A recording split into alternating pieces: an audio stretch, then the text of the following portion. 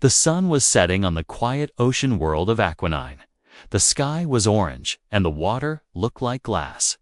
A man named Jake sat alone on his small boat.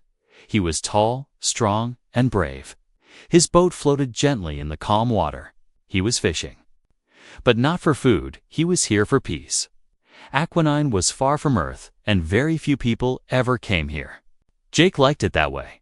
Suddenly, something strange happened. A loud splash broke the silence. Not like a fish jumping. It was louder. It sounded metallic, like something heavy and not from this world had hit the water. Jake stood up quickly. He looked around. There was nothing but endless water. Then he saw something. Bright blue lights under the surface, moving fast. He grabbed his binoculars. His heart started beating faster. About 50 meters away, something or someone was floating, small. Still, it looked like a girl, but not human. She had a small, glowing body and long silver hair. Her skin was light purple. She wasn't moving. Jake didn't think. He started the engine and drove the boat toward her. As he got closer, the water changed. A cold wind hit his face. Birds flew away from the area, screaming loudly. That's when he saw it. A giant black fin cut through the water. A deadly shark-like creature bigger than any he had seen before. Its eyes glowed red, and its teeth were long and sharp. It was swimming straight toward the girl. "No, no, no," Jake shouted. He drove the boat faster. Waves splashed everywhere. The alien girl floated face down. She was drowning. Jake jumped into the water without thinking. The water was cold, but he didn't care. He swam hard, reaching her just in time. He pulled her close. She was light to light, like she had no bones. The shark was coming fast. Jake could hear its roar under the water. He kicked and pulled, swimming back to the boat. The girl coughed and moved a little. She was alive. Jake threw her up onto the boat and climbed up right behind her. The shark slammed into the side of the boat. Boom. The boat rocked hard. Jake held the girl tightly. The shark circled them again. "Hang in there," Jake said to the girl. Though he didn't know if she could understand. She opened her eyes for a second. They were glowing white. She raised a small hand and pointed at the sky. Jake looked up far. Above, he saw a trail of smoke. A spaceship burning in the sky. It looked like it had crashed into the ocean. Suddenly, the girl's wristband began to glow red. It blinked like a warning light. Beep, beep, beep, ... Jake stared at it. What is that thing? Before he could figure it out, the boat engine made a choking sound. Trura. Then it died. The boat stopped moving. No, not now. Jake whispered. He tried turning it back on. Nothing, dead. The shark appeared again, swimming slowly. It was playing with them now. Jake stood between the shark and the girl. He grabbed a metal rod from the boat and held it tight. "You want her? You'll have to go through me," he said. The shark moved closer. Its red eyes locked on the boat. Suddenly, the girl said something in a soft voice. It wasn't English. Sounded like music and electricity mixed together. Her bracelet glowed brighter. The shark turned its head. Confused Jake used the moment. He hit the side of the boat with the metal rod. The loud sound echoed underwater. The shark dived deep again, disappearing from sight. Jake knelt next to the girl. "Who are you?" he asked. She looked at him, weak but alive. She tried to speak again, but nothing came out. Her hand touched her wristband. A small light appeared in the air, a hologram. It showed a map, a star map. Earth was on it. Jake stared at it. "Why? Why are you here?" he asked. Before she could answer, a loud beep came from the bracelet. A small black device dropped from inside it and rolled on the floor of the boat. Jake picked it up. It was blinking green dot. It wasn't just a map. It was a tracker. Someone. Something was already looking for her. Jake looked out at the ocean. The shark was gone. But something told him this was only the beginning. He took a deep breath. This just got serious. Dark clouds covered the sky. The sea around the boat began to move, waves crashing from all sides. The quiet sunset was gone. Something had changed. Jake stood still, holding the strange tracker device in his hand. The tiny alien girl lay beside him, weak but breathing. Her silver hair was wet, her purple skin cold. The red light on her bracelet still blinked. Beep, beep, beep. Jake looked over the edge of the boat. The water was no longer calm. A shadow moved below, wide and fast. The shark was back, but this time it wasn't alone. Jake could see 3 more dark shapes moving in circles under the water. He whispered. They called for backup. The alien girl suddenly opened her glowing white eyes. Her voice was soft and shaky. Run, danger. Big teeth, not animals. Machines. Jake's eyes widened. Those sharks, they're not real. She shook her head. Hunters, sea bots, programmed to kill me. Jake jumped to the boat's controls and turned the key. Nothing.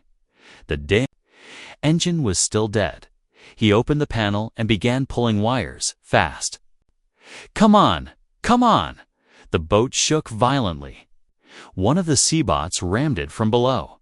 The girl screamed a high-pitched sound that echoed in the air. The bots heard it. They started rising. One of them jumped out of the water metal body. Sharp teeth, red eyes. It looked like a shark, but it had robot legs folded beneath it. A killing machine from another world. Jake grabbed the metal rod and hit the engine with it like a hammer. Sparks flew. Smoke rose. The engine coughed, then started. Jake didn't wait. He pushed the throttle forward. The boat leaped forward, smashing. Through the waves, the bots chased. One of them launched out of the water and landed on the back of the boat. It growled like a wild animal. Jake turned and fought it off with the rod. It bit into the boat's rail and tore off part of it. The girl raised her glowing bracelet and pressed a button. Boom! A bright flash exploded from the bracelet, and the sea bot screamed in pain. It jumped back into the water. Jake looked at her. Nice move. She smiled, just a little. The boat raced toward a dark island in the distance. Jake had seen it on his scanner earlier. It was marked as uninhabited. No cities, no people, just jungle behind them. The bots chased through the water like missiles. Jake swerved the boat left and right, dodging the waves. We're almost there. The island was close now. Trees covered the shore like walls. The boat hit the sand hard. Jake picked up the girl and jumped out. The bots didn't follow. They stopped at the edge of the island, swimming in circles. Their red eyes stared at Jake. Watching? They can't come on land, he asked. Lyra nodded weakly. Water bots only. But others, coming soon. Jake carried her deep into the jungle. The trees were thick, the ground soft and wet. After half an hour, they reached a small cave behind a waterfall. Safe for now. Jake laid her down on a dry rock. You need rest and food. The girl looked around. Her voice was clearer now. Name. Lyra. Jake smiled. I'm Jake. She placed her hand on the cave wall. The bracelet scanned it. A hologram screen appeared in the air. It showed her crashed spaceship underwater. She pointed to a glowing blue cube. My memory core, still inside. Jake looked at it. You want me to dive into sharkbot water to get that? Lyra looked into his eyes. If they find it first, Earth is in danger. Jake sat back, thinking. Suddenly, her bracelet turned. Red again. Warning. Tracker activated. Unknown life forms approaching. Jake jumped up. Outside the cave, he heard a mechanical clicking sound. Lyra's voice was sharp now. They found us. The cave was dark. Only the soft glow from Lyra's bracelet lit the stone walls. The air was cold, and water dripped slowly from the ceiling. Jake sat near the entrance, holding a metal pipe like a sword. Every sound outside made him tense. Lyra lay still, her eyes closed, but her mind was working fast. Suddenly, her bracelet buzzed softly. A new light shined from it, blue and spinning like a tiny galaxy. Jake walked over. What now? Lyra opened her eyes. The tracker is off. For now, I blocked the signal. Jake raised an eyebrow. You can do that. She nodded. Only for 1 hour. Jake sighed. Then we talk. You said Earth is in danger? Why? Lyra sat up slowly. I came from a planet named Zalora. It was peaceful until the hunters came. Jake listened carefully.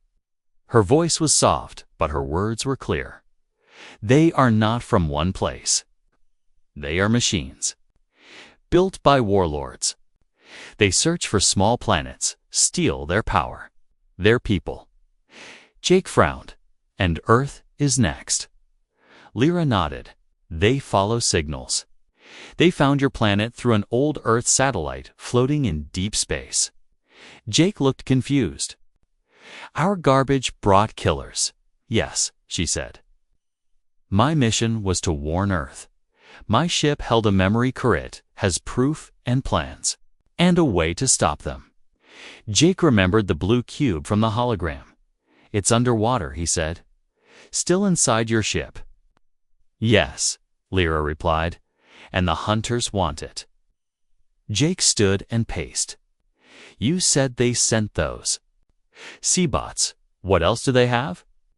Lyra looked toward the cave entrance. Worse things, land hunters. Suddenly, a noise outside cracked, a soft rustle in the leaves. Jake moved quickly, pressing his back to the cave wall. He held his breath. More sounds. Heavy steps, slow, mechanical. He peeked through a crack in the stone tall shadows. 4 of them, walking like men. But not men. Their eyes glowed yellow. Their heads turned in sharp movements. The land hunters had arrived. Jake turned to Lyra. Can they find us? She shook her head. Not if we stay inside. My bracelet creates a block. But Jake wasn't calm. We need to move. They'll search the island soon. And if they find that memory core, Lyra looked serious. Then Earth falls next. Jake made a decision. I'm going for it. The ship, the core. Lyra looked worried. It's too dangerous. The Seabots, I'll handle it. Jake interrupted. You just stay safe. Keep the signal blocked. Lyra reached out and touched his hand. Her bracelet glowed and dropped. A small device into Jake's palm. What's this? He asked. A breath capsule. 1 hour of air. It will help you dive deep. Jake nodded. Thanks. Before he left, he checked his gear. Flashlight, rope, the breath capsule, and a shock tool from the boat's repair kit. Outside the cave, the jungle was quiet. Too quiet, Jake stayed low, moving between trees. The sky was still cloudy. No moonlight. When he reached the beach, he stopped. The sea was calm again. But Jake knew better now. He looked at the waves like they were hiding monsters. He stepped into the cold water. His breath slowed. He held the shock tool tight. Then, without a sound, he dived underwater, darkness everywhere. His flashlight cut through the blue fog. He saw shadows, rocks, fish, and broken parts of Lyra's ship. Then he saw it, the main body of the ship deep on the ocean floor. Broken, but glowing faintly. Jake swam down fast. Inside, he saw the cube glowing blue, floating in a glass case. But just as he reached out, something moved. A red light flickered behind him. He turned slowly. One of the sea bots, its mouth opened, showing rows of metal teeth. Jake didn't think. He hit the glass case with the shock tool. The cube popped free. He grabbed it and swam upward. The bot chased fast. Jake used the tool again. It slowed the bot just for a second. He kicked hard, reaching the surface just as his breath ran out. He gasped. Alive back on the shore, Jake ran through the jungle, cube in hand, at the cave. Lyra saw him and smiled. You did it. Jake dropped to the floor. Yeah, but they're coming. Lyra placed the cube on the stone and touched it. A hologram opened, stars, maps, enemy data, plans, but most important, a message in English. To Earth, you are being watched. They are coming. Prepare to fight. Jake stared at it. His face went cold. They were right. This is a warning. Before he could say more, Lyra looked up. Her bracelet was blinking red again. Someone was right outside the cave. Asterix night had fallen. But it was no peaceful night. The jungle outside the cave was too quiet. No insects, no wind. Even the trees seemed frozen. Jake could feel it in his bones. Something was near. Watching, waiting. Inside the cave, Lyra held the glowing blue cube in her hands.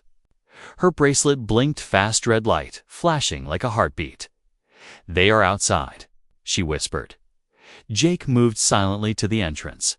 He looked through a crack in the rocks. At first, he saw nothing, just trees and shadows. Then, a shape. Moved, slow, tall, inhuman. One of the land hunters. It had long arms, steel claws, and a round black head with yellow glowing eyes. It made no sound, no breathing, no footsteps. It walked like death itself. Behind it, two more hunters stepped out from the trees. Jake stepped back. 3 of them. They're close. Lyra touched her bracelet. A thin blue shield covered the cave's entrance, invisible to the eye, but strong enough to block sensors. They can't see us inside, she said. But Jake wasn't sure. They look like they're hunting by smell or heat. One of the hunters turned its head fast, like a machine scanning. It walked straight toward the cave. Jake held his breath. The hunter stopped just inches from the shield. It raised one arm. A small device came out, buzzing softly. Lyra's eyes widened. It's scanning for life. Jake gripped a rock, ready to fight. The device beeped once. Then, the hunter paused. Suddenly, it turned around and walked away. Lyra relaxed, but Jake didn't. He knew they weren't gone. They were planning something. 2 hours later, the forest was dark again. The lights were gone. The hunters had disappeared into the trees. Jake sat by the cave entrance, wide awake. Lyra was resting, still weak. The cube was safe beside her. Suddenly, a sharp pain hit Jake's neck. ZZZZT. He touched it. A tiny dart. His vision blurred. No. Trap, he mumbled. Before he fell, he saw shadows crawling through the cave wall. They were already inside. Jake woke up, tied to a tree. It was still night. But the jungle was now burning in small patches, smoke in the air. Red fire in the trees. He looked around. The hunters had found them. Lyra was on the ground, her hands tied and her bracelet removed. Jake struggled. Let her go. One of the hunters walked up to him. It looked human, now wearing a silver mask, long cloak, glowing eyes. But its voice was cold and robotic. You protect the weak. That is your flaw. Jake growled. She came to warn us. You're the threat. The hunter leaned close. She is the key. Her mind holds the last lock. Once we open it, Earth will fall next. Jake looked at Lyra. Her face was full of fear, but her eyes were full of fire. He whispered, now Lyra moved fast. Her hands flicked, and a small blade popped out of her sleeve. She cut the rope on her wrist. The hunters were slow to notice. Jake kicked hard, breaking his chair. He rolled and grabbed a burning stick from the fire, swinging it at the closest hunter. Lyra pressed a hidden switch in her suit. Her bracelet flew back to her wrist, magnetically, as soon as it touched her skin boom. A flash of blue light knocked the hunters backward. Jake grabbed the cube and ran toward Lyra. "Let's go," Kay shouted. They ran into the jungle, fire behind them, smoke everywhere. The last hunter chased them fast. Deadly Jake threw the cube to Lyra. "Keep running."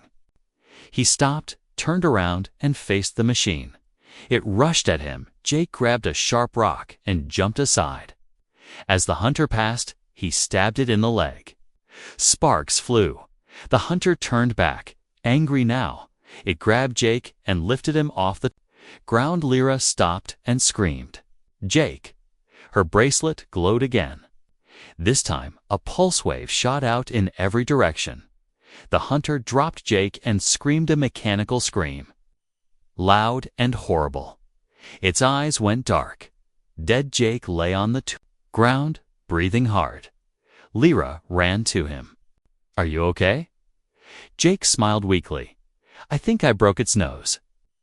Lyra laughed a real, warm laugh. For the first time, they looked at the burning forest behind them. "This place isn't safe anymore," Jake said. "We must go north." Lyra replied, "Old Earth base, hidden underground. Might still work." Jake stood up slowly. "Then we go now." They walked into the shadows of the jungle, fire behind them, and more danger ahead. Silence, no fire, no wind, no stars in the sky, only darkness and footsteps. Jake and Lyra walked through the jungle with slow, quiet steps. Trees rose around them like tall skeletons. Ash still floated in the air from the fire they had escaped. But Jake's eyes were fixed forward. Lyra walked beside him, holding the glowing cube tight in her arms. Her bracelet showed a weak signal. "Just a few more miles," she said. Then they would reach an old Earth research station hidden deep in the jungle. A secret base, abandoned for decades. Jake wasn't sure if it would even be real, but it was their only hope. They reached a cliff covered in vines. At the bottom was a metal hatch, rusty, cracked, but real. "You were right," Jake whispered. "It exists." Lyra touched her bracelet to the panel. Beep, click. The hatch opened with a slow hiss.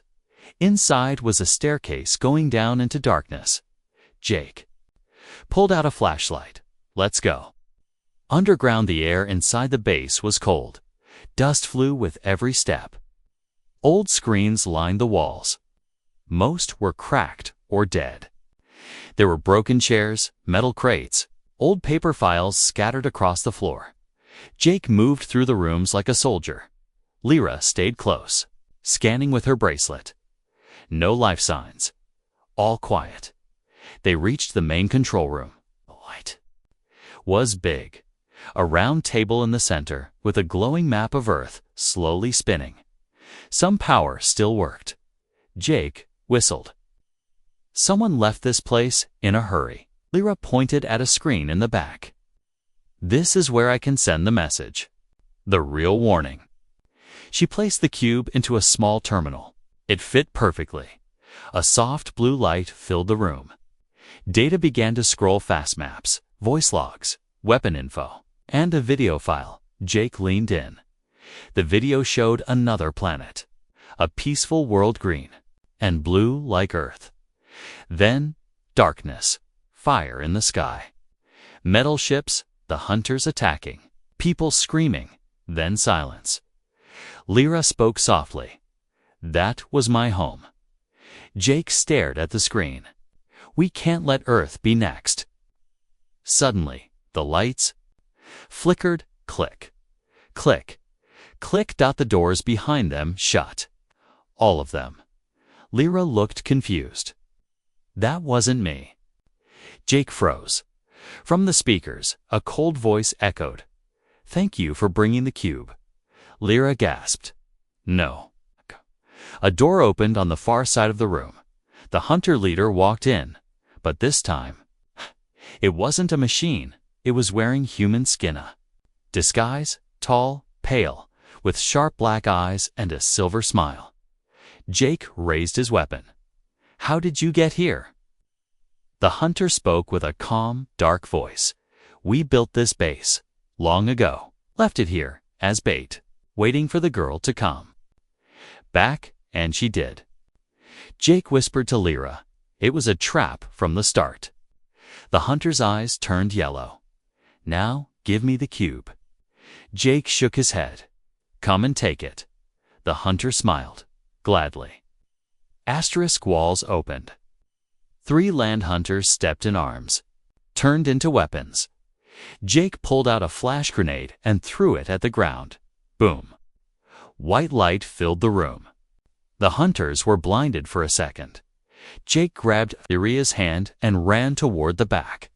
They jumped behind metal crates as bullets and lasers shot across the room. Lyra's bracelet glowed. She activated a defense shield, wrapping them in blue. Energy Jake fired back with an old earth rifle from the crate.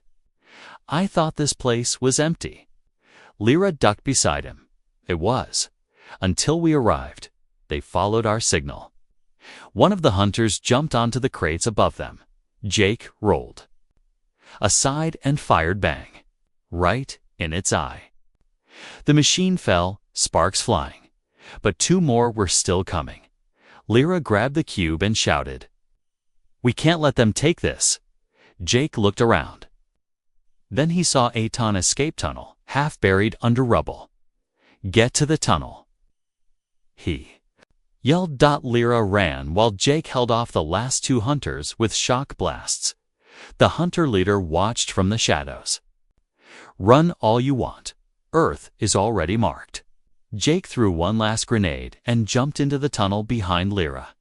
Narrow escape. The tunnel was tight and dark. Dust choked the air. Lyra led the way with her bracelet light.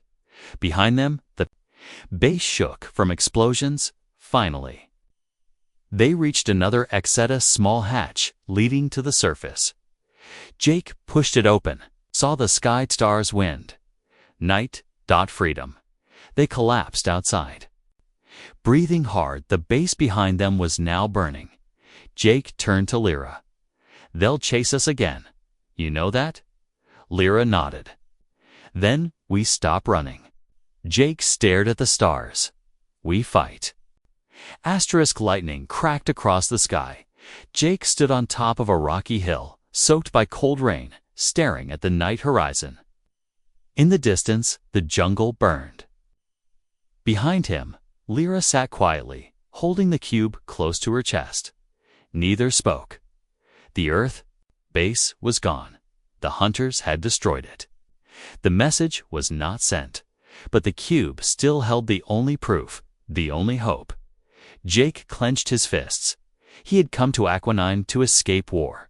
Now, war had come to him. He turned to Lyra. I'm not running anymore. Lyra looked up at him. Then what will you do? Jake stared into the storm. I'm going to steal their ship. The Plantha Hunter ship had landed miles away, hidden behind the cliffs. Lyra used her bracelet to scan the area. 5 guards, 1 commander. The ship is preparing to leave, with Earth's coordinates.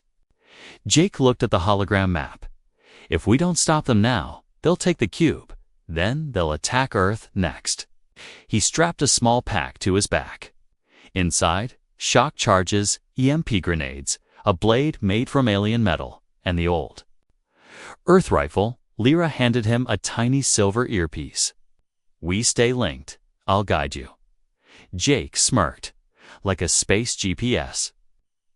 She nodded, smiling slightly. A deadly one. He tightened his boots, pulled his hood up. Can vanished into the jungle. Infiltration Jake moved like a shadow. Through the trees, over sharp rocks, past ancient ruins. At last he saw it. The hunter ship, it stood tall, black like oil, glowing faintly. Machines moved around it, loading fuel and data. Guards stood like statues tall, metal, deadly. Lyra's voice came through the earpiece.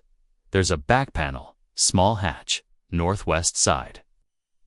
Weak security. Jake crawled through the mud and reached the hatch. He used a shock charge. Click, the panel popped open. He slipped inside. The hallway was cold, lined with blue lights. Alien symbols glowed on the walls.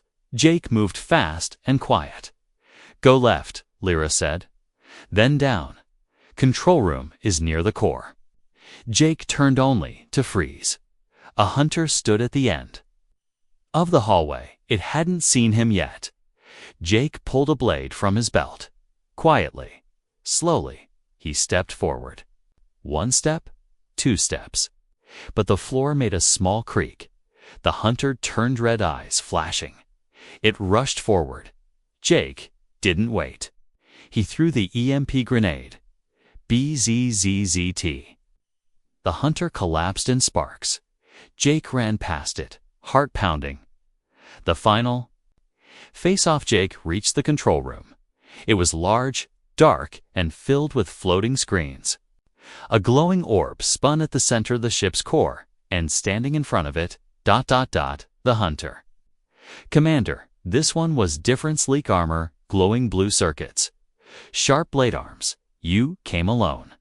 It said, voice like metal and wind. Jake raised his rifle. I'm enough. The hunter laughed. Foolish human. You fight for a weak world. I fight for my people. Jake charged. The room exploded into battle. Jake dodging, rolling, firing. Sparks flew. The hunter's blades sliced the air. Jake used everything: shock blasts, traps, brute force. He was injured, cut on his shoulder. Breathing heavy, the hunter grabbed him by the throat, lifted him off the ground. You lose, it hissed. Jake smiled. Not yet. He pressed a final charge against the hunter's chest. Boom. The explosion blasted them both apart. Jake hit the floor hard. Smoke filled the room. His vision blurred. But when the smoke cleared, the hunter commander was down. Sparks poured from its chest. Its eyes dimmed. Dead. Jake crawled to the core and pulled the emergency lever. The ship began to power down. Lyra's voice crackled in his ear. Jake, are you alive? He smiled weakly. Barely. But the ship's ours now. Turning the tide. Hours later, the sky began to clear. Lyra entered the ship, helped Jake sit in the pilot's seat. She placed the cube into the ship's system. This time, the message was sent. A signal blasted across space, straight to Earth. A warning. A call to prepare. Lyra looked at Jake. You saved me. You saved your planet. Jake leaned back in the chair. Let's just say, I got tired of fishing. They both laughed. But as they stared at the stars, Lyra grew quiet. There's more, she whispered. Jake turned. More? She nodded. This was just one group of hunters. A small one. Jake frowned. You mean? Lyra's eyes locked on his? There's a whole fleet, watching Earth from the dark side of space. Jake looked out the ship's window, eyes serious. Then, I guess, I'll need a bigger weapon. The stars were finally quiet. The hunter ship floated above the planet Aquanine. It's no longer a weapon, but now a warning light in the dark sky. Inside the control room, Jake sat in the pilot chair, covered in cuts, bandages, and bruises. His eyes were tired, but full of fire. Lyra stood beside him, her silver hair glowing under the ship's soft lights. She placed the cube into the main console one last time. A message blinked on the screen. Signal sent. Earthlink active. Jake leaned back. Did it go through? Lyra nodded. Yes, the message reached your planet. Earth knows now. Jake smiled slightly. Good. About time. But Lyra didn't smile back. She looked out the window, her voice soft. There are others. Bigger ships, stronger hunters. This one was just the scout. Jake stood and walked beside her. So they're still coming? Lyra looked at him. Yes, soon. Jake stared at the stars. Then let's finish this. Escape from Aqua 9, the ship shook slightly. Storm clouds forming, Lyra said. We must leave the planet. The jungle is burning, and more bots might come. Jake took the controls. Then let's fly. Engines hummed. Blue light rose from the ship's base. The planet below was turning into ash and smoke. Fire spread. The sea was no longer calm. It looked angry, like it remembered the fight as the ship lifted off. Jake saw the cave far below the one where he had first met. A key, where everything had started. He gave it one last look, then turned. To the stars. Earth receives the message, John Earth. Inside a deep space command center, alarms began to ring. A huge screen lit up. Incoming message source. Unknown language, English. Scientists and generals gathered around as the hologram from the cube played. This is a warning. Earth is being watched. The hunters are coming. They destroy planets. They cannot be reasoned with, but they can be stopped. You prepare. The room went silent. One general turned to the others. Who sent this? Another pointed at the bottom of the screen. Message attached by Jake Grayson, Earth citizen. The final reveal back on the ship. Jake and Lyra sat in the command room. Earth knows now, Lyra said. They will build defenses. They might survive. Jake looked at her. Might? She nodded. The real war hasn't started. That was just the door opening. Jake paced the floor. Then we don't wait for them to come. Lyra looked surprised. What do you mean? Jake picked up a small star map from the console. It showed other hunter bases across the galaxy marked in red. We go first, Jake said. We hit them where it hurts. Before they hit Earth again, Lyra smiled. You talk like a soldier now. Jake smirked. Maybe I've become one. The promise later that night, Jake stood at the ship's window. He looked at the stars like they were pieces of a puzzle. Lyra walked beside him. Thank you, she said.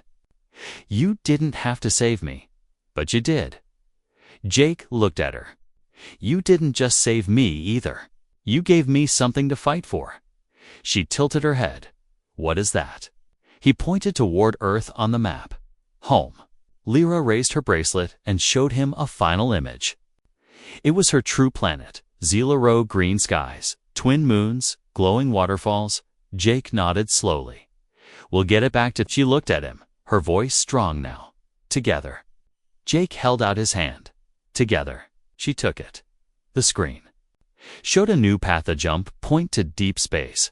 Dangerous, unknown, full of red signals. Jake smiled. Let's go make some noise. The one watching far across the galaxy in cold space. A huge hunter mothership floated in silence. Inside, a screen showed Jake's face from the stolen Earth footage. A mechanical voice spoke. The human resisted. The girl survived. The message was sent. Another voice, deeper and colder, replied, Send the fleet. Begin Phase 2. 1,000 red lights blinked to life. They were coming. Back in the stolen ship, Jake sat in the pilot seat. He looked at the camera, recording a message for Earth. This is Jake. I'm not a hero. I'm just a guy who didn't look away when someone needed help. But now, I'm all in. Earth, prepare. We've got a fight coming, but this time, we're not waiting.